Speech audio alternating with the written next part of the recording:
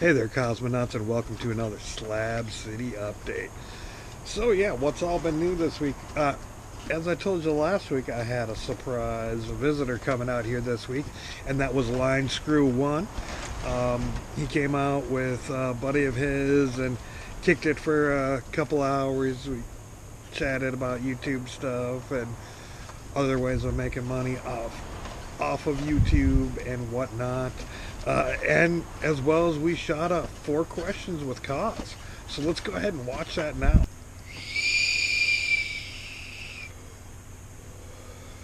Hey there, we got Linescrew1 with us today.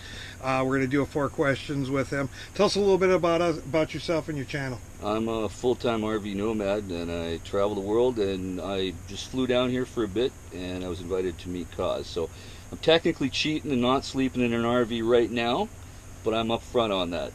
So, am I understanding correctly that really you got the invitation and you're like, fuck it, I got some points, I'm going to go down there? That's right. Oh, right on, that's kind of cool. Yeah, that's it. I'll have to put out them Plus the weather. I looked at the weather forecast. Weather does help. He's from Canada. It's raining in Vancouver, and it's not here. Right on. Okay, question number 1. What brought you to Slab City? The first time. Yeah, the first time. I wanted to see the legend, the story, the truth for myself. Because a lot of the videos that you see on YouTube, you're either going to see too much of the positive or too much of the negative, and you don't really, until you feel the dirt on your feet and smell the smell and see the sky, which you can't get in a YouTube video completely. I wanted to see it for myself, and I can't judge anything until I see it myself. Yeah.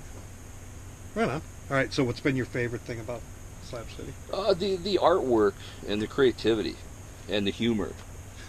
Like a simple thing from just today. When I'm driving down the road here, guy has a sign up. What it is, I read it to you, something like, I know you'll read this sign. And I think that's fucking funny shit. Yep. Or even the signs that say, slow down, dogs live here. Yeah. That's funny shit. Yeah. It is creative. And the repurposing of, the things from East Jesus and Salvation Mountain, taking things that are just garbage and making something real out of it. It's amazing creativity. Stuff that I could never do. I'm creative in digital media arts, but I'm not good with my hands to create art. I'm kind of the same way. Okay, in digital world, and I can build things with my hands, but not artistic. So yeah, I appreciate that too. What has surprised you most about Slab City? Probably answered a bit of in the last question, but I think it was the repurposed art. But on a more personal level, I would say that it's not as scary as people make it out to be sometimes in some videos. It's not this horrible post-apocalyptic place. There is order and structure. Even here, I'm looking around in your place, and you have order, you have structure. The books are on the bookshelf. You've got your wiring in a proper place that makes sense. You have order, you have structure. It's not complete chaos. So that's probably the surprising thing, that you guys actually create order out of nothing. Without it being written down. Without some building inspector or the sanitation department guy saying, hey, you must do this. No, you just do it on your own, and it works out fine. And lastly, if there was one thing that you could change about Slab City, what would it be? The one I would probably encourage the few people, and I say few, so people don't misunderstand my words, but there are a few people here that could maybe with some encouragement participate more in the community and maybe clean up their yards a little bit and things like that, just I think some people probably get in a little emotional rut and they just say, fuck it, but with a little bit of encouragement, because if I was here for a couple months and my neighbor was having a little tough time with something, I'd say, hey, I'll tell you what, I'm going to help you out here. What do you need from me? What can I do to help you? Because that's what makes any community, not just Slab City, but even if you're living in LA. Yeah, exactly. It's the people that are your neighbors trying to make the place a little bit better that makes the community, sustainable and decent. I don't know. Yeah. So how was my answers? Okay? Yeah, totally okay. He's going to edit and make it like I sound like really bad. No. Anyways, that's been another 4 questions with Kyle. Welcome back. So in addition to that, I've actually spent a fair amount of my time this week working on building a camper that will go on top of the back of a pickup truck. I was doing this for a friend of mine and her kids, and I don't know if it's ever going to get finished because me and that person are not talking right now. I was feeling kind of not very appreciated, given the fact that I am not this person's spouse, significant or other or anything like that, and I'm going out of my way to help her out and build this thing, and then just kind of left me hanging, wasted my time 3-4 hours sitting around, and I just got irritated because that is the one thing that I actually value is my time. And really, I blame the infomercials from the fucking 80s and 90s, especially about the Tony Robinsons and all the different ways about how you can make money so you can have more time to spend with. So and the fact that I did do web development and stuff like that, I have made some money, so I really value my time. And when I felt it was being wasted, when my time was being wasted, as well as I wasn't feeling very appreciated for the work that I was doing, I kind of lost my shit. So, who knows if this thing will ever get finished? Who knows? It might be for sale. I did take a picture of it, so you can see that. My buddy Matt Derrick, he recently wrote a book called The Anarchist's Guide to Travel, and seeing as how he did that, I decided, you know what, he should come to finally do a 4 questions with Cause. So let's go ahead and watch that now. Hey Cosmonauts, welcome to another 4 questions with Cause. We got Matt with us today. Matt, why don't you tell us a little bit about yourself? Hey everybody, my name is Matt Derrick. I run the website spouttheplanet.com. It's basically a social networking site for, we call it misfit travelers, basically, underground travel like hitchhiking, train hopping, bike touring, sailing, anything outside the social norm of what you would come to expect at most travel websites.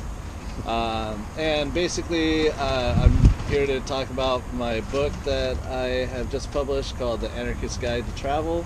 It's about 250 pages of everything you've ever wanted to know about all those subjects and more, such as how to hitchhike, how to train hop, how to ride your bike across the country, or get a sailboat and sail, and all that good stuff, like how to eat, how to survive, how to find jobs and make money, and basically stay afloat while you're wandering around on a budget of almost nothing.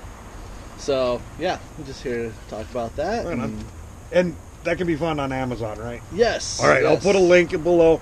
Do buy it. If you buy it, I get a little kickback. You can support the channel that way, as well as supporting Matt and totally. And his cool book.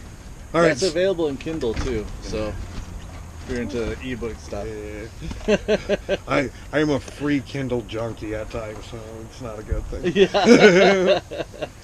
You never read too much, I think. So yeah. Not at all. All right, so what brought you to Slab City the first time? Man, the first time I came out here was in 2009, and gosh, man, it's kind of an interesting story. I heard rumors and hearsay about this crazy squatter town in the desert, and this was way before the internet or anything had gotten out here, so I just heard rumors and stuff. I was like, well, let's find out what this is. And I actually looked it up on Google Earth, and I saw the tanks and stuff that are out these big concrete circles, in this satellite view on Google Earth, and I was just like, what the fuck is this? That is, and it just looked like, I don't know, like a Mad Max, wasteland, and I was just like, oh, that's my dream, so I did come out in 2009, and my first person I met was Moth when he still lived at the tank, or at that tank, and yeah, and then I just slowly like started meeting people, going to the range and stuff, you know, and yeah. So I mean, mostly it's just what brought me here was just word of mouth at the time, and Google Maps. yeah, Google Maps, yeah. Thank you, Earth satellite view. Yeah, totally. It just added on the mystery, you know what I mean? I was just like, what are those things? Like, Right on. So what has been your favorite part of Slab City? honestly, my favorite part of the slabs are the people. Like, as fucked up as some of them are, you know. There's a lot of good people too, and I don't know. Like, yeah, it's just my friends. I feel like I have more friends here than most other places because I travel so much, but I always keep coming back here. So, you know, it's always the people that bring me back, and just kind of the atmosphere, and also 70-degree Christmases don't hurt either. No, so not horrible. yeah. So what has been the most surprising about Slab City to you? The most surprising, man, this is like the most.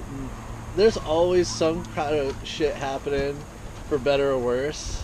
Like, I mean, whether it's just like a party or somebody's place burning down, it's all across the scale. You know what I mean? It's like good and bad, but there's always something going on, and that always. I've never had a boring winter in the slabs. You know what I mean? There's always stuff surprising me all the time. Cool. And lastly, if there is one thing that you could change about the slabs, what would it be? Well, okay, so I'm a total computer geek, so I want better internet. Like, I am spoiled like that. I'm just like, oh, where's my internet? Like, but, you know, I mean, even on my cell phone, it's hard to get, and since I work online and, you know, I do Squat the Planet and all that stuff, like, I gotta have good internet, and I can survive out here. But damn, I wish it was just about 10-20% better than what it is, even on beam speed. So beam speed's horrible. Especially, have you tried to upload any videos or anything? It takes about 2 hours for the smallest video. Oh, yeah, that's tiny. That's a tiny video, because it would take me all day at the internet cafe. Yeah, because you're limited to 128K upload. Yeah. That's the best it's ever going to get out here, unless you go through a phone, which is what I do. Yeah, that's what I do too. That's quick. I actually tether mine to the laptop, and then I can hotspot it from there. Yeah, you get better speeds than you would with beam speed. So, beam speed, you up your game. I'm limited by technology, maybe. Yeah, it could be. Yeah, that too. Yeah, probably not entirely their fault, but whatever. I want it now. I want Google Fiber. Yeah, dude, that would rock. But we don't want no lines out here to bring it out here. Just in here. All right. Well, that's been another 4 questions with Con. Welcome back. So yeah, other than doing that sort of stuff, I didn't even go to the range on Saturday. So yeah, I just been kind of focused on that. Been taking up a lot of energy hunting down materials and whatnot. Anyways, hopefully I'll have something a little bit more for you next week. Peace, love, and all that hippie jazz. Send Carson money on PayPal so he can buy himself something to eat. Then he won't have to sell his body to Albanian men on the street.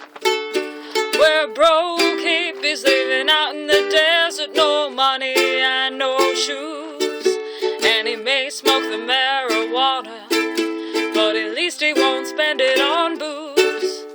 If you enjoy Kaz's videos with their off-the-grid DIY vibe, send Kaz some money on PayPal.